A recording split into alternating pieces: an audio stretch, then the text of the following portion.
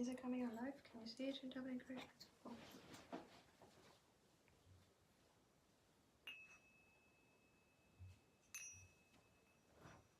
Yeah. Yes?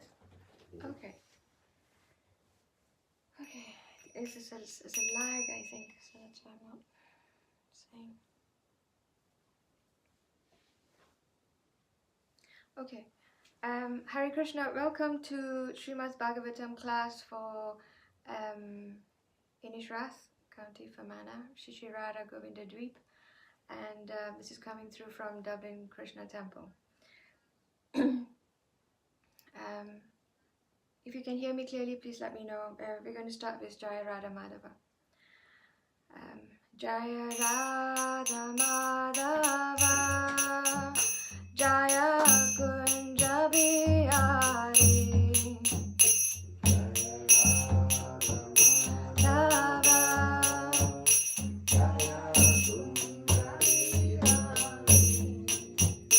Jaya Gopi Jana Vallabha, Jaya Giri Varadhari,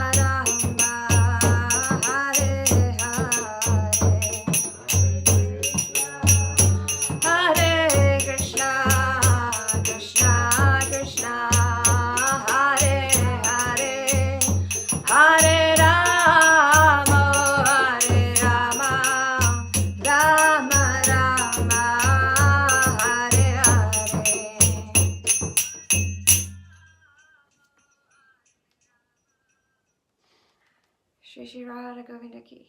Shri Radha Madhava ki. Srila Prabhupada ki.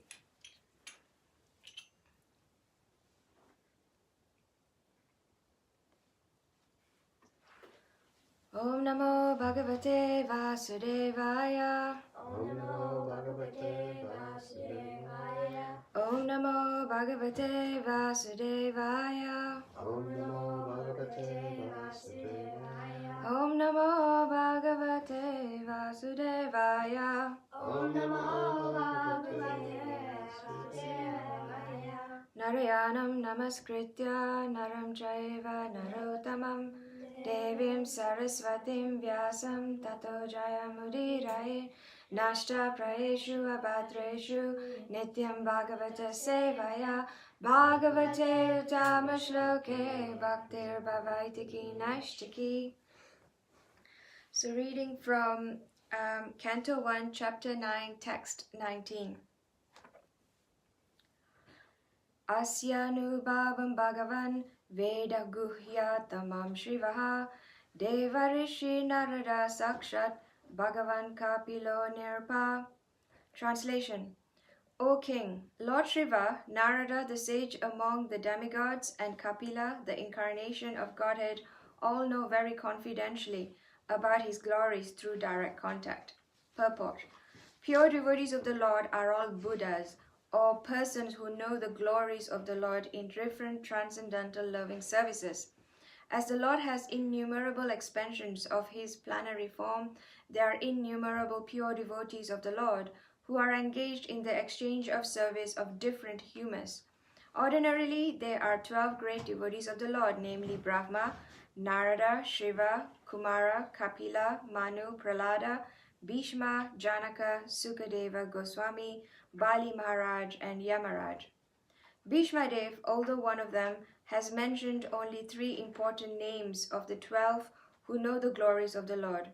Srila Vishwanath Chakravarti Thakur, one of the great acharyas in the modern age, explains that Anubhava, or the glory of the Lord, is first appreciated by the devotee in ecstasy, manifesting the symptoms of perspiring, trembling, weeping, bodily eruptions, etc., which are further enhanced by steady understanding of the glories of the Lord. Such different understandings of bhavas are exchanged between Yashoda and the Lord, binding of the robes, and in the chariot driving by the Lord in the exchange of love with Arjuna. These glories of the Lord are exhibited in his being subordinated before his devotees, and that is another feature of the glories of the Lord. Sukadeva Goswami and the Kumaras, although situated in the transcendental position, became converted by another feature of bhava and turned into pure devotees of the Lord. Tribulations imposed upon the devotees by the Lord constitute another exchange of transcendental bhava between the Lord and the devotees. The Lord says that I put my devotee into difficulty, and thus the devotee becomes more purified in exchanging transcendental bhava with me. Placing the devotee into material troubles means delivering him from the illusory material relations. The material relations are based on reciprocation of material enjoyment, which depends mainly on material resources. Therefore, when material resources are withdrawn by the Lord, the devotee is 100% attracted toward the transcendental loving service of the Lord. Thus the Lord snatches the fallen soul from the mire of material existence. Tribulations offered by the Lord to his devotee are different from the tribulation resulting from vicious action. All these glories of the Lord are especially known to the great Mahajanas like Brahma, Shiva, Narada, Kapila, Kumara, and Bhishma, as mentioned above, and one is able to grasp it by their grace. I forgot to repeat the verse. Will you say it after me? Okay. Asya Nubhavam Bhagavan Asyanubhavan Bhagavan Veda Guhya Tamam Shivaha Vedaguyam Shivaha Devarishi Narada Sakshat Devarishi Narada Sakshat Bhagavan Kapilo Nirpa. Bhagavan Kapilo Nirpa. Do you want to say it, Anasuya? Asyanubhavam Bhagavan Anubhavam Bhagavan Vedaguhyatamam Shiva Veda Guhya Tamam Shiva Devarishi Narada Sakshat Devarishi Narada Sakshat Bhagavan Kapilo Nirpa. Bhagavan Kapilo Nirpa. Asyanubhavan Bhagavan. Ashranubhavam Bhagavan. Veda Guyatma Shivaha. Veda Guhyatamam Shivaha. Deva Rishir Nara Das Sakshat. Devarishi Narada Sakshat. Bhagavan Kapilo Nirpa. Bhagavan Kapilo Nirpa. Om Ajnanatirmirandasya Gyananjana Shalakaya Chakshurunmilitam Yena Tasmai Shri Guruve Namaha. Shri Chaitanya Manabhishtam Stapitam Yena Bhutale Swayam Rupa Kadamayam Dadati Swapadantikam Vandeham Shri Guru Shri Yuta Padakamalam Shri Gurum Vaishnavamscha Shri Rupam Sagrajatam Sahagana Raghunathan Vitam Stam Sajivam Sadvaitam Sadvadutam Parijana Sahitam Krishna Chaitanya Devam Shri Radha Krishna Padan Sahagana Lalita Shri Vishakhan Vitamscha Jai Shri Krishna Chaitanya Prabhu Nityananda Shri Advaita Gadadhar Shivasari Gaura Bhakta Vrinda Namo Vishnu Padaya Krishna Prishtaya Bhutale Srimate Bhaktivedanta Swaminiti Namine Namaste Saraswati Deve Gauravani Prasharine Nirvisesha Sunyavadi Paschatya Deshatarine Vancha Kalpa Tarubhyascha Kripa Sindhubhya Eva Cha Patitanam Pavanebhyo Vaishnavebhyo Namo Namaha Hare Krishna Krishna Krishna Hare Hare Hare Rama Rama Rama Hare Hare. So welcome again and thank you for joining us. It is Srimad Bhagavatam, Canto 1, Chapter 9, Text 19. So from the verse, Prabhupada has explained that it's a very big purport and it's a very big text, so I will bring only about 2 points. He spoke about the bhavas, the emotional or the feelings that are exchanged between devotees with Krishna, and in particular he was talking about in the purport there is an exchange between Yashoda and Krishna and Arjuna and Krishna again, and there are many other exchanges of emotions between Krishna and his devotees, and it is all described very thoroughly in the Nectar of Devotion of Srila Rupa Goswami, and he goes even further into those feelings, and the way those feelings are described is not just based on their symptoms, based on their behavior, and their Srila Rupa Goswami actually has studied it very thoroughly and deeply, and he describes them. So there are the other kinds, and when they say emotions based on their description of how they exchange, it would be like perspiration or the flowing of tears incessantly from their eyes, or hair standing on end. So these are the different kind of symptoms that are experienced by devotees when they are with Krishna.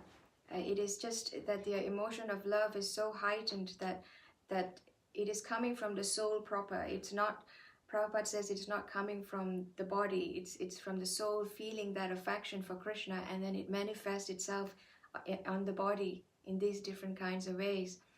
And some of the description is of like Bali Maharaj, when after he has given away the 3 footsteps to Vamana Dev, he quickly grabbed hold of Vamana's feet and put it onto his chest, and just tears just kept flowing non-stop, and he says, you can award me any punishment or anywhere you like, but I hope, the prayer is that he will always be able to remember Krishna. So that is that is the example of the tears falling from the eyes non-stop.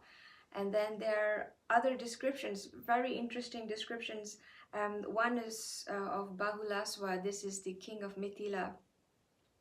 After he wanted to pay his obeisances to Krishna 100 times, but after the first time of paying his obeisances, he completely got stunned and he forgot what he was supposed to do, and he just stayed in that position.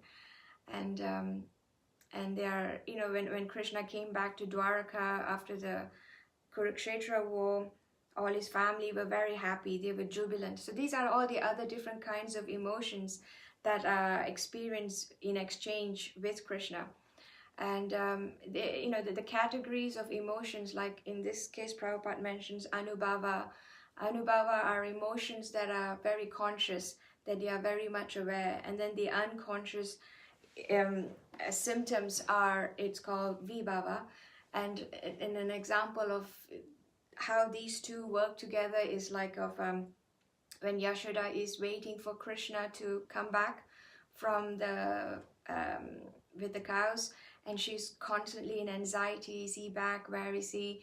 And she's really looking forward to seeing him. And as soon as he arrives, she's she's externally, she puts her hands out and she's so happy and she hugs him. So that is, she's so happy, and internally her heart is throbbing to see her son back again. So all these emotions are described as having, the aim is to increase the exchanges between them, and the other kind of description is the Sthayi Bhava and the Vyabhichari Bhava. These two are the emotions. Again, one is like the predictable emotions in a relationship, and the Vyabhichari is the unpredictable. For example, like Krishna and Rukmini, the predictable aspect is that they are having a Madhurya Ras. And we know from the exchange when described in the 10th canto, when Krishna was trying to tease Radharani, trying to tease Rukmini to get her upset. And this is the dialogue that happens when Krishna is saying that I'm only a poor cowherd boy and you are a very royal princess. Maybe you made a mistake in getting married to me. And what he wanted to invoke was more of humor. He wanted to see if she would have that joking humor. So there is the Madhurya Ras.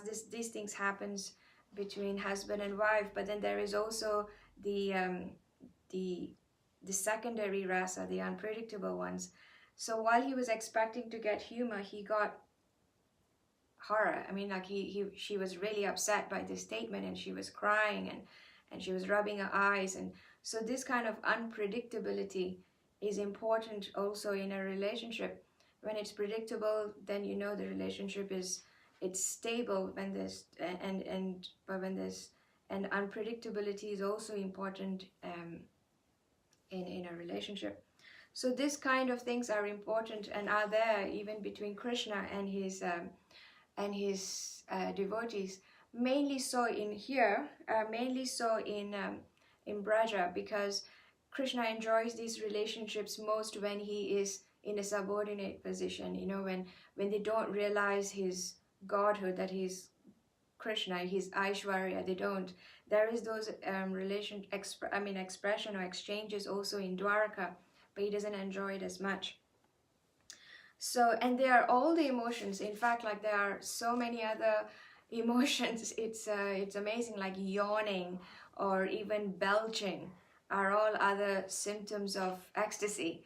Like with belching, there's a description of Radharani. She's, one morning she was belching all morning, and Purnamasi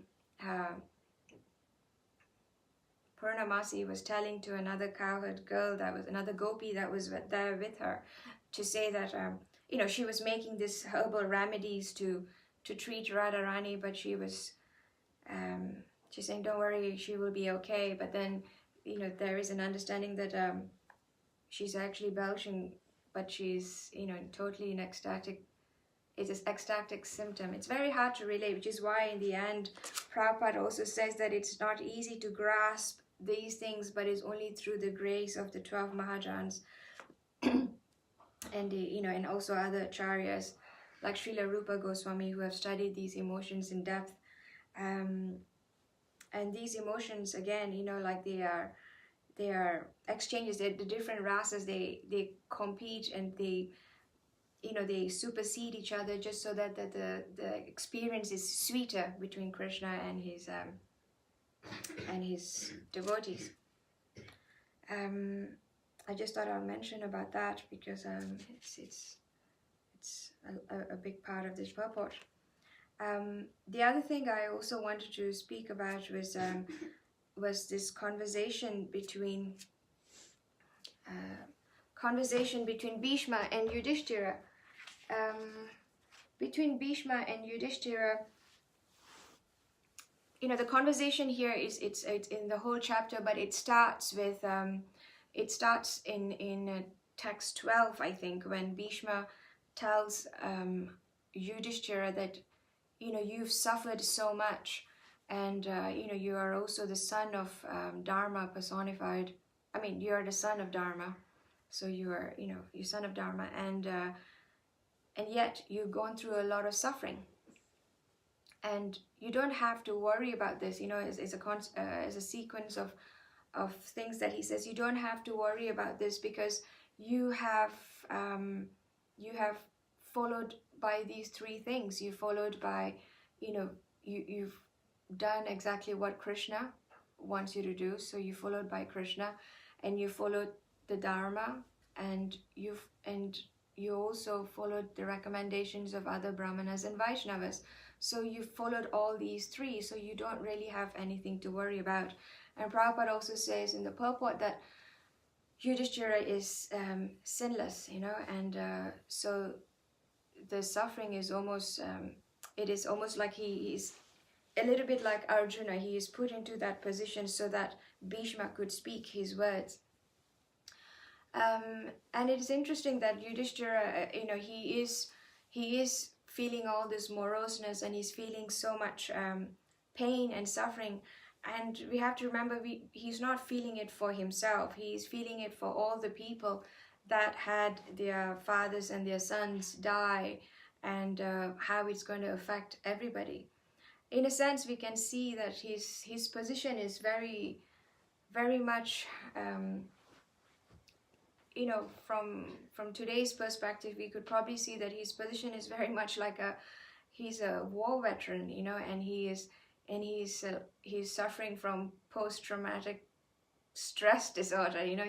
He's actually really suffering from this, like he's seeing all the suffering that is going on, and we can relate to that by seeing how many people or soldiers who come from war are having those difficulties. They come back and they've lost their friends, and if they've seen so much death, and the relationships they find it quite hard to build. I will bring the reason for why I'm bringing this up a little later, but I'll carry on first. But he is so like the war veterans, like for example, say in America, they have spent millions to try and help the soldiers who come back from war to try and settle back again, and they would see that that they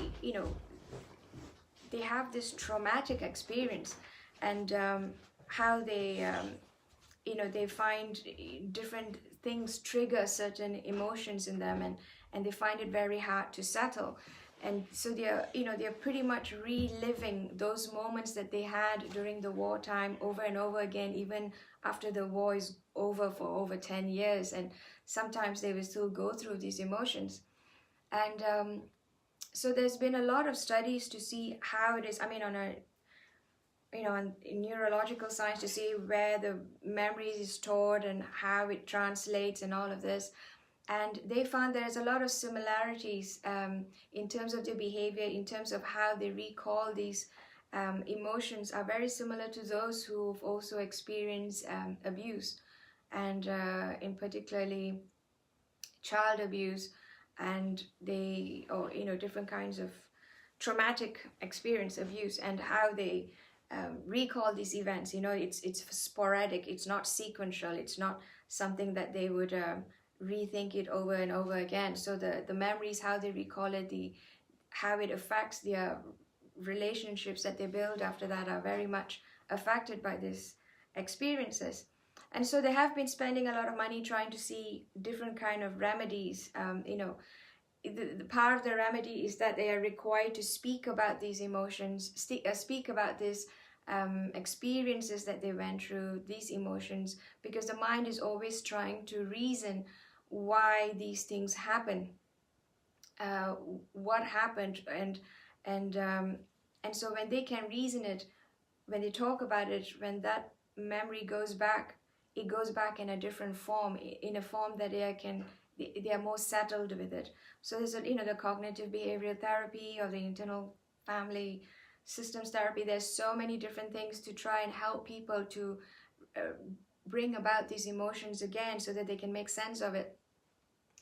And so a lot of the time when these things happen to people, they are always thinking, why did this happen to me? What did I do wrong? And or why is it affecting my family in this way? Why is my country going through this? And how do I reason why I did in that action in the war? And I know I did because I was told to do, but how do I reason what I saw?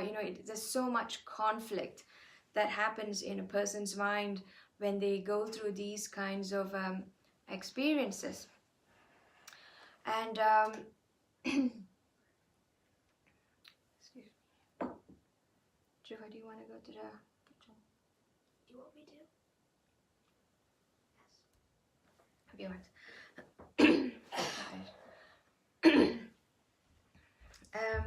So they have all these experiences to deal with, and they need to make sense out of it. So what they have to do sometimes is they try different things. They try from medication and different kinds of therapy, like I explained, and to move on from there, because that is the only way they can try and settle back to their normal life, have normal relationships, normal jobs. And one of the interesting things that came up is, and this is not so by intention, but it's more so by it's just a sequence of events that happened, and something, particularly with the war veterans, they came across yoga, and how yoga helped them to deal with these emotions. And this is very interesting because they have the understanding, when I say they, as in, like, from the psychology and all of that point of view, that they have the understanding that when we go through emotional traumas, that the body keeps it, that the body keeps a score of what's happened, and all of this is contained in the body. But we also know from the Vedic perspective, when we go through emotional trauma, it also affects the subtle body, and these emotions are actually stored there, and when it becomes very acute, then it manifests itself in different forms in the gross body, whether it's anger results in ulcers in the stomach, and different things. Depending on where your weaknesses are in your body, those emotions will go and get dislodged in those places. So they found these the war veterans, when they did yoga, it helped them release these stored emotions. No problem. To release these emotions, this trauma. And we have to, for a lot of these people who went through traumatic experience, not just war veterans, or including any kind of abuse people have gone through, they would actually find some yoga positions quite hard to do, because they are all triggers. Some positions, they are all triggers of certain memory that is being lodged, and they come out, and they just react to it. It's quite hard, like for some people, I don't know if you know, but the happy baby position, where you're lying on your back and you have your legs in the air and you're holding your feet with your hands and you're rocking and you're supposed to laugh like a baby, a happy baby would do. Some people who go through difficult experiences can't do such positions, and it's very hard, but they find like slowly as they do it, they release these emotions and they come to learn to accept, okay, these emotions are not me. These emotions that I have experienced through all these things that I've gone through, whether it's a traumatic experience or whatever it is, are not me. They don't have to define who I am. I'm not an angry person because of the experience I went through. I'm not a bitter person. I'm not a I don't have any resentment. I'm not vengeful to prove them wrong.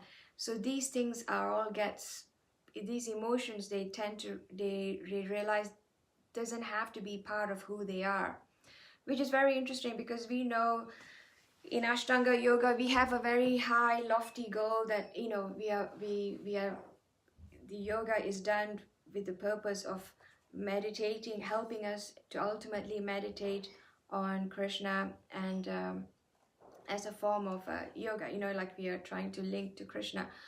But in a low level realization, they do see that by doing yoga, they have that realization that these emotions, these experiences are not me, and they don't have to define who I am as a person. They don't go as far to find out who they really are, but they just want to know that this is separate from me. And this understanding is, helped a lot of people who went through traumatic experiences, and in a way we can see it is very similar.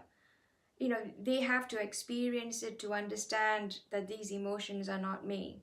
Whereas in the case of Yudhishthira, he needs to be told that these things that have happened has got nothing to do with you, because there is ultimately a plan by Krishna for these things to happen. And then he also, so in a way we can see that having to see that things happened and sometimes are not within our control is what Bhishma is trying to tell Yudhishthira, that it's Kala. It's Kala is time. And in Yudhishthira's case, he doesn't have to worry. Like we mentioned earlier that he has he's checked his actions based on Krishna's desire. He's checked his decisions based on Dharma, Sastra. He's checked his decisions based on the advice of Brahmanas and Vaishyas. So tick, tick, tick, he's done everything correctly. So he should not lament, he should not feel terrible for what has happened. And Bhishma, I think it's in the purport somewhere, but it is, or in a lecture actually, that terrible things happen to people who are not pious, because as a reaction to this is a quite hard one for people to when people have traumatic experience and to be told that you are going through these things due to your karma, it's quite hard to swallow. But if they are prepared to accept that, they will find some solace in it. It is a reason for why these things happen. And they are more accepting of their circumstances, and it's easier to let go and move on. So in the case of Yudhishthira, he's not suffering any reactions for his sinful acts. The point is, terrible things happen to good people, also pious people also, and also happens to sinless people. And so the point is that Krishna has a plan, and he is part of the plan, and therefore, and it's the same advice was actually given to Dhruva Maharaj. And if I can find it, do you remember what it was we read? Chapter 9.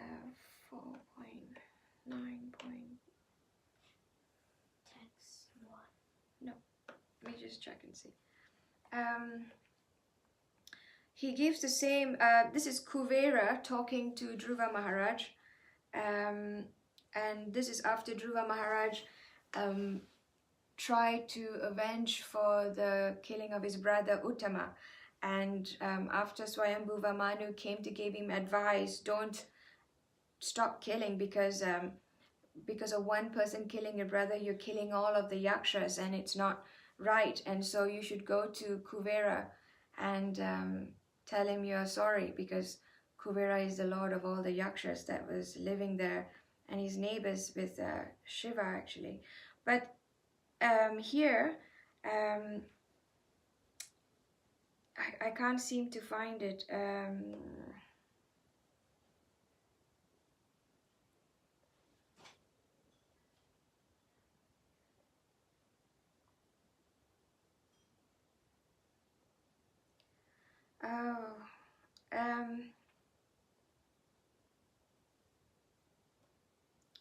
Hare Krishna. Was it chapter 9, Anasuya? Well, chapter 9 is when Suruchi starts insulting him. Are you talking? No, it's not. Oh, So anyway, that's it's chapter I can't seem to find it. Forgive me, it's but chapter 11. 11. You're looking for the.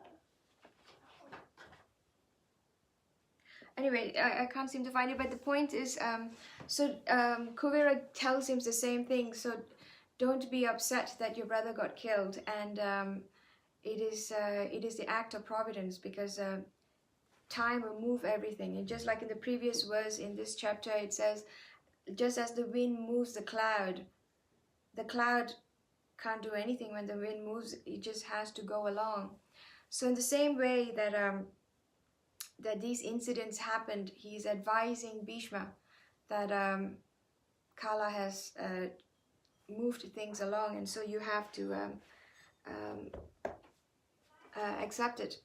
So in the other interesting bit is that he was also advising in the same way as it is required for, to move on. And we heard from the lecture yesterday also from Tosi Priya Prabhu that it is because of identifying with the body, we identify with the experiences also, the dualities, what's good and what bad. And so in the same way, when we are attached or we are identifying with the body, we tend to experience these things. And we got to know that when we go through these things, there's very little we can do to stop these things from happening to us. Happiness, matra sparsastu kanteya sitoshna sukha dukkha agamapayino anityastam titikshasva bharata. So happiness and distress comes like the summer and winter seasons, and adira, somebody who is sober, is not bewildered by such changes. So in a similar way, these things come to us.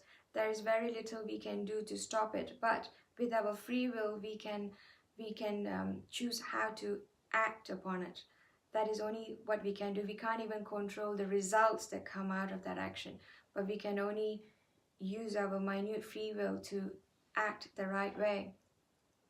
And it's not like these these experiences do not affect us. They do affect us. Krishna also says in the Bhagavad Gita, I think it's chapter 5, text 20, where he says, a person who neither rejoices upon achieving something pleasant nor laments upon obtaining something unpleasant, who is self-intelligent, unbewildered, and who knows the signs of God, is to be understood as already situated in transcendence.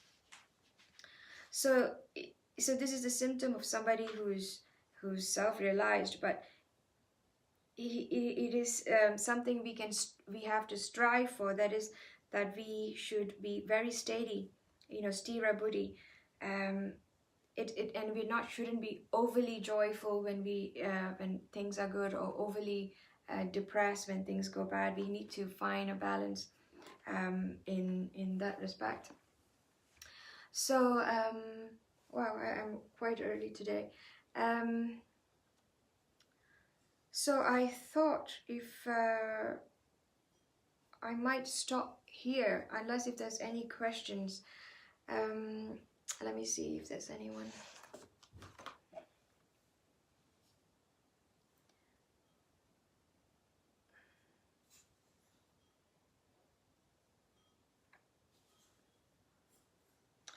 Okay, I finding it quite hard to see, but I will carry on a little bit more on from the purport. Oh,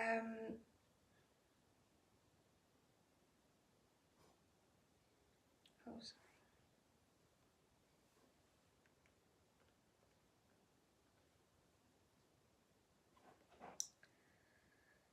So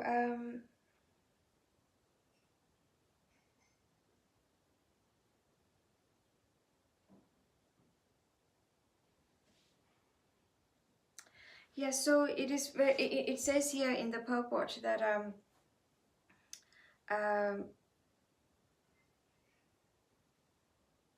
that the difficulties that devotees face are different because they are meant to they are meant to purify the devotees, and they are meant to bring them closer to Krishna. And we can see that in many different pastimes. In the sense, and devotees also see these tribulations as something that will make them or help them think about Krishna more, because it is during difficulties that we want to have an answer for what's going on, and so we tend to connect to Krishna. But that is again not the kind of level we are praying to God to help us, but there's a different kind of prayer. The kind of prayer that Queen Kunti does, where she's praying for these difficulties because she knows Krishna will be there present, and she can have having to have association with him. So there are difficult there are different kind of tribulations that Krishna puts into them for his devotees. I will Anyway, if there isn't any question, I will stop quite early today. But I will summarize by saying that so the different emotions that were there in the purport, they are actually analysis of different kind of experiences or that people, different devotees would have with Krishna. And these are there so that they can be relished by devotees, and we can have an understanding and what is the nature of the relationships between the devotees have with Krishna, and how Krishna likes to reciprocate, so we can get into the mood and meditate on it. And that's why there is also in the Upadeshamrita, it is very much recommended that if it is possible to go, and there are different hierarchies. Anubhava as an emotion is again it's at the very height of a ladder. Bhakti Vinod Thakur speaks very nicely about this progression, and in his Chaitanya Sikshamrita, also spoken in Upadeshamrita.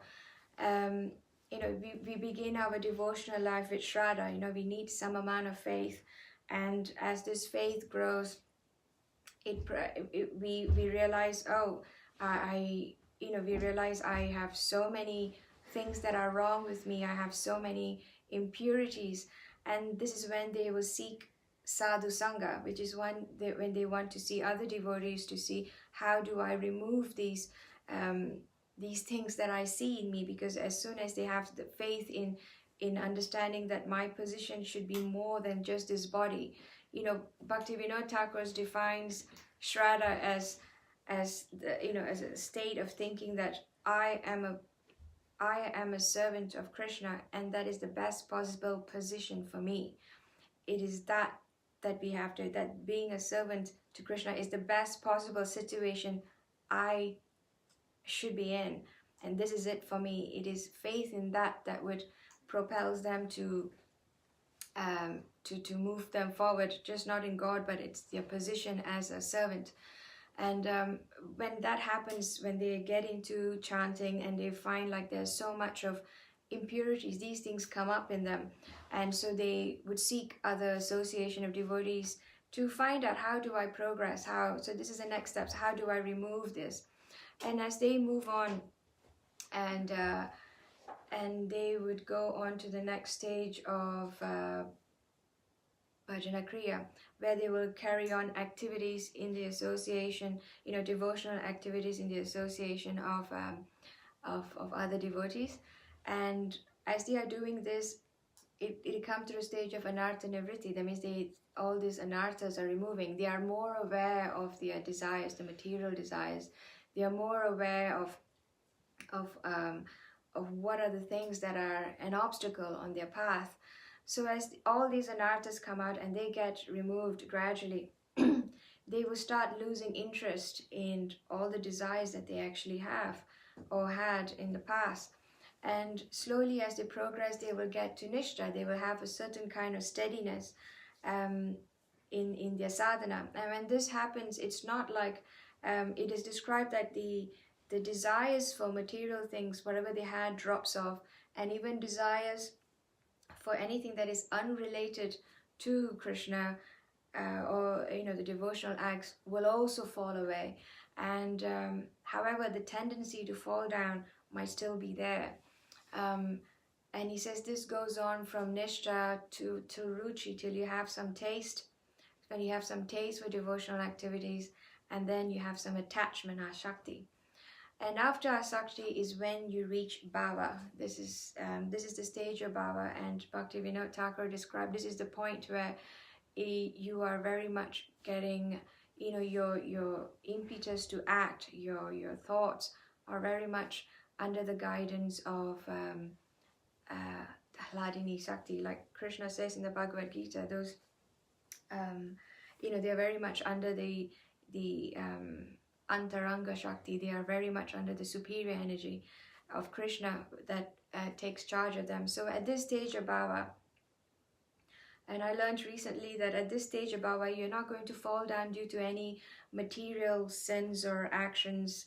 It's not possible. But if you do commit a offense to Vaishnav, there are likelihood you will still fall down from the stage of bhava.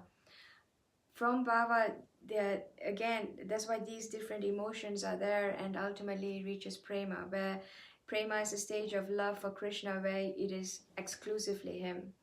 There is no one else that would, in no other expansions of him, or no other, the example is given of like when the gopis and the Radharani went to look for Krishna during the autumn night, and they looked everywhere. This is after they seen Krishna, and Krishna disappeared, and they went looking around for him. So when they went looking around for him, and from a distance they saw a dark blue figure standing in a distance, and they ran over and they saw it's actually Vishnu in his four-arm form. And they went over to him and they asked him, where is Krishna?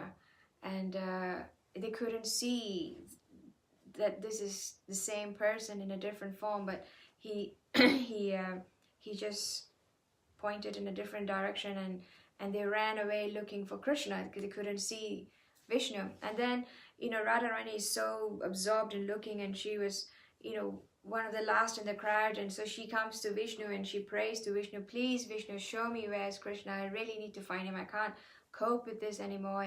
And seeing how Radharani is crying and really looking for Krishna, Vishnu turns his form back to Krishna, and that is how the love that they feel is exclusively for Krishna. It's not for anyone else. So that is prema. So so if you want to experience, or if you really want to understand, it's recommended in the Upadeshamrita that we go to stay in Radhakund. The hierarchy of places are also given from the hierarchy of places, and that is from Vaikuntha to Vrindavan to Mathura because Krishna was born there, followed by Govardhan Hill because there was many, he tended the cows in Govardhan Hill, and there was also the other Madhurya Ras also happened there. So it is all categorized in positioned in hierarchy depending on how much or how many leelas took place in these different places. And the height of it is in Radhakund because, for Radhakund, the waters are known as liquid love for Krishna, of Radharani. And if you bathe there even once, you will develop the love for Krishna. So it is very much recommended there. The settings are all right so we can meditate, but we have to be there with the guidance of a guru. We can't just assume to go there. So anyway, there's a different experiences to be, the height of experiences is unlimited, it's unlimited, but it is good to know where we are at, because it is not so possible for all of us to to just move to Radha Kund to experience this, because in being in Radha Kund, it's more of, we're trying to develop the serving mentality, and that serving mentality can be done even while we are away. Anyway, I hope that is okay. Thank you so much for listening, and thank you for the opportunity to speak, and Hare Krishna.